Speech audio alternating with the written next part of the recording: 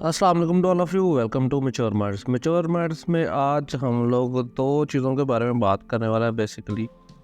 एक तो अमेरिका की सिचुएशन जो मैंने आपको बताया था कि अमेरिका में स्टूडेंट्स बहुत ज़्यादा प्रोटेस्ट कर रहे हैं फॉर फ़लस्तीन। एंड सेकंड हम बात करेंगे डायरेक्टली इसराइल और फ़लस्तीन के वॉर के हवाले से कि यहाँ पे एक पीस प्रोसेस का जो आगाज़ हुआ था कुछ दिन पहले, उसकी क्या सिचुएशन है उसके बारे में हम बात करेंगे। तो आइए शुरू करते हैं। पहले हम बात करते हैं यूएसए की। तो यूएसए में क्या हो रहा है, यूएसए में जो स्टूडेंट्स हैं उन्होंने एक मूवमेंट शुरू की थी। वो यूनिवर्सिटीज़ में अपना कैंप्स लगा के प्रोटेस्ट का मुजाहरा करते थे। अब दिस थिंग इज़ वेरी यानी कि awkward for the United states के वो जो यूनाइटेड स्टेट्स की फॉरेन पॉलिसी है ना, उसको डायरेक्टली चैलेंज कर रहे थे। यूनाइटेड स्टेट्स की फॉरेन पॉलिसी ये है कि ऑलवेज इसराइल के साथ रहना है, क्योंकि इसराइल जो है वो नाजायज़ बच्चा है यूएस का। अब ये चीज़ पब्लिक को तो समझ नहीं आती, और पब्लिक जो है वो सेंटिमेंट्स पे चलती है, वो जस्टिस पे चलती है। तो अब यहाँ पे ये हो रहा है कि अमेरिका में जो लोग हैं वो और जो स्टूडेंट्स हैं वो प्रो फ़लस्तीनियन जो वहाँ पे प्रोटेस्ट हैं उनमें बड़ी तादाद में शिरकत कर रहे हैं। और यहाँ पे मैंने आपको बताया था कि टेक्सास और कैलिफोर्निया, ये यहाँ पे कैलिफोर्निया और यहाँ पे टेक्सास है। तो यहाँ पे क्या हुआ जी कि जब स्टूडेंट्स प्रोटेस्ट कर रहे थे तो 500 के करीब स्टूडेंट्स, कि दिस इज़ मैसिव नंबर, ये तकरीबन यही समझ लेंगे क्रैकडाउन ही कर दिया था।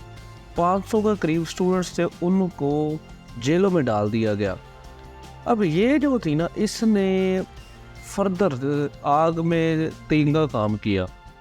और क्या हुआ, ये जो प्रोटेस्ट है ये एक मैस लेवल पे चले गए और पूरे अमेरिका में फैलना शुरू हो गए। और ये सिर्फ अमेरिका में नहीं बल्कि पूरे यूरोप में भी ये स्प्रेड हो गए।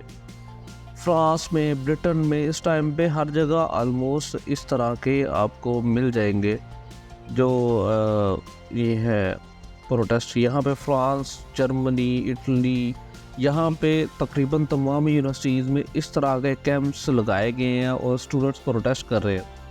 अब अमेरिका के जो पॉलिटिकल लीडरशिप है ना, उसका बड़ा मज़ाक़खेज़ यहाँ पे रिएक्शन है। अमेरिका में जो बाइडेन है उसने, तो मैंने आपको बताया, 500 के करीब स्टूडेंट्स को ही गिरफ्तार कर लिया। ट्रंप जो है वो उसने कहा जी कि दिस इज़ नथिंग, बस ये एक ड्रामा था। तो इस तरह के जो अल्फाज है अपनी पब्लिक के लिए और फ्रीडम ऑफ एक्सप्रेशन के लिए, this is something exposing the hypocrisy of United states.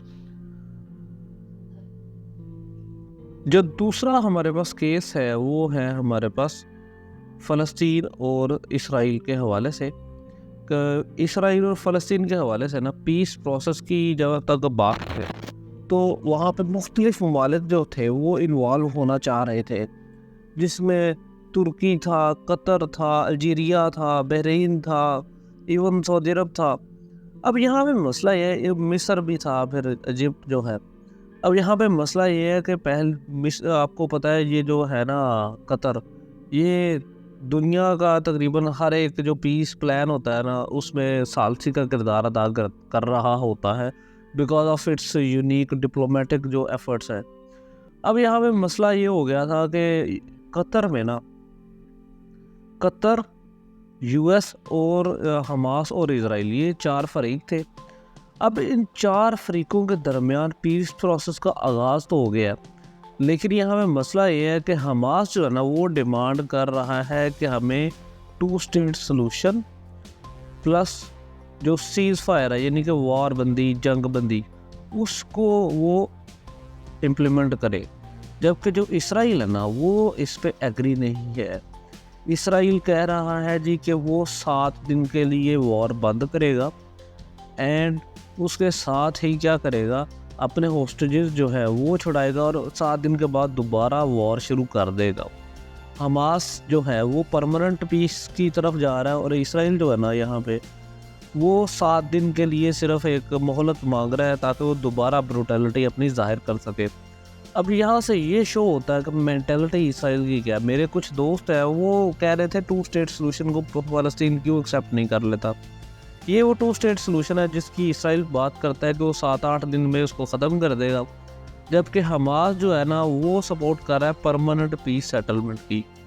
तो यहाँ पे ये बड़ा एक, अब जब इसराइल इस बात पे नहीं आ रहा था कि परमानेंट जो है वो पीस सेटलमेंट की जाए, तो हमास ने एक ऑफ़र ये भी करवाई कि तकरीबन 5 साल के लिए, 5 ईयर के लिए आप पीस इस्टेब्लिश कर लें, उसके बाद फिर आप जंग कर सकते हैं। इसमें होस्टेजेस जो है वो भी एक्सचेंज हो गए ओबियसली। यहाँ पे यूएस, कतर और जो आपका हमास है, ये सारे एक पेज में और ये चाह रहे हैं कि ये काम हो जाए, लेकिन जो इसराइल है वो अकेला ही जंग की तरफ खड़ा है। तो ये वो सारी सिनेरियो था पीस प्रोसेस का। अब इस सारे पीस प्रोसेस के दौरान कल क्या हुआ, कल की बात है, कल इसराइल ने हमला कर दिया है फ़लस्तीन के तकरीबन 25 मकामात पर, और ख़ुसूसन गज़ा में तकरीबन 25 मकामात पर जैसे ही हमला किया है तो उससे 50 से ज़्यादा फ़लस्तीनियन शहीद हो गए हैं। सिर्फ एक दिन की बात कर रहा हूँ, 26 अप्रैल की। तो ये पीस प्लान, एक तरफ से तो ये पीस प्लान बना रहे हैं, दूसरी तरफ से इनकी ये हिपोक्रेसी है। दिस इज़ समथिंग वियर्ड जो कि दुनिया को नज़र आ रहा है, और दुनिया में इसराइल के ख़िलाफ़ जो स्टांस है ना वो लेना शुरू हो गई है। अब यहाँ पे एक और मसला है कि जो ईरान और इसराइल का मसला था उसमें भी ठंडा पड़ गया। वहाँ पे इंटरनेशनल जो रेजिस्टेंस आनी थी मिलिटरीली वो भी नहीं आ रही। तो that was all for today. Thank you very much for listening. Stay updated.